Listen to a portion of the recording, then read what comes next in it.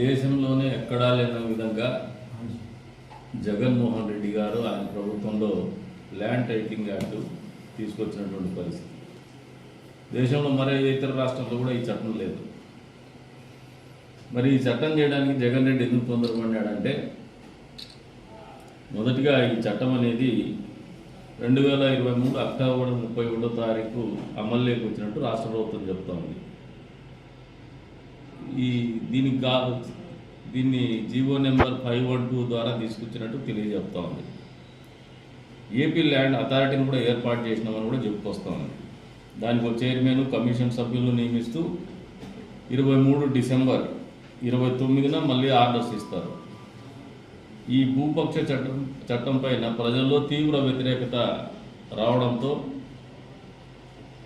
ఇంకా దీనికి పూర్తిగా గైడ్లైన్స్ ఫ్రేమ్ చేయలేదని మాట్లాడతారు. అసలు ఈ ల్యాండ్ టైటిలింగ్ యాక్ట్ అనేది జగన్మోహన్ రెడ్డి తీసుకురావడానికి కారణం ఏమంటే, వివిధ రూపాల్లో ఆయన అక్రమ మార్గాల్లో land, mine, sand, wine, red sandal వీటన్నిటి ద్వారా సంపాదించిన డబ్బు దాదాపు 8 లక్షల కోట్ల రూపాయల డబ్బుని భూమి కొనుగోలు చేసి దాంట్లోకి నిధులు మళ్లించాలనే ఆలోచనతోనే ఈ చట్టాన్ని తీసుకొచ్చినాడు. అంటే భూములు ఎప్పుడైనా కొనొచ్చు కదా ఈ డబ్బులతో అని చెప్పేసి మీరు అనుకోవచ్చు. ఈ ల్యాండ్ టైటిలింగ్ యాక్ట్ ద్వారా సెక్షన్ 5లో ఏం చేస్తారంటే, ఎవరినైనా కూడా టీఆర్ఓగా అపాయింట్ చేసుకోవచ్చు.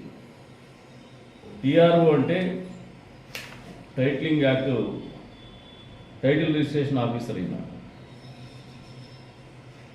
ఈయన టీఆర్ఓగా ఎవరినైనా నియమించుకోవచ్చు అనే ఒక క్లాజ్ మీదనే వాళ్ళ పార్టీకి చెందినటువంటి వ్యక్తుల్ని టీఆర్ఓగా పెట్టడం, సబ్సిక్వెంట్గా విలువైన భూముల్ని డిస్ప్యూట్ ల్యాండ్ కింద ఈ ల్యాండ్ టైటిల్ యాక్ట్లోనూ వాళ్ళ రికార్డ్స్లను చూపించడం, ఏమాత్రం ఆ వ్యక్తి కోర్టుకు పోకుండా ఉండే రకంగా చేయడం, ఆ భూముల్ని తక్కువ ధరగా కొట్టేసే వ్యవహారము తంతుకి తెరలేపినారు. అంటే ఇది ఒక రాక్షస చట్టం. ఇంతవరకు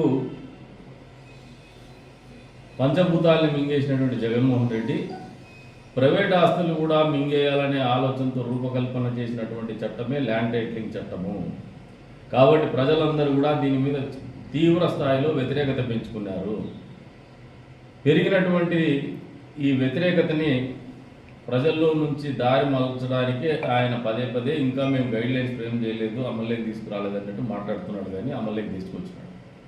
ఈసారి అంటూ జగన్మోహన్ రెడ్డికి ఓటేస్తే ప్రజలు వాళ్ళ ఆస్తులను వదులుకోవాల్సినటువంటి పరిస్థితి వస్తుంది, ప్రైవేట్ ఆస్తులను కూడా.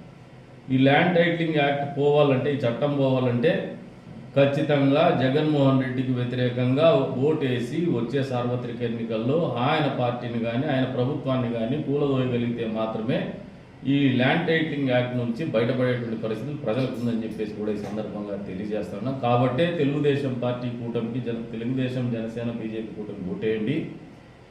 ఏదైతే రాక్షస చట్టం మీ జీవితాలని తారుమారు చేసేటువంటి చట్టం తీసుకొచ్చిందో, ఈ చట్టం బారిన పడకుండా ప్రశాంతంగా బతకాలంటే కూడా జగన్మోహన్ రెడ్డికి వ్యతిరేకంగా కూటమి ఓటేయాల్సినటువంటి అగత్యం కానీ అవసరం కానీ ఎంతైనా ఉందని చెప్పేసి కూడా ప్రజలకు తెలియజేస్తాను.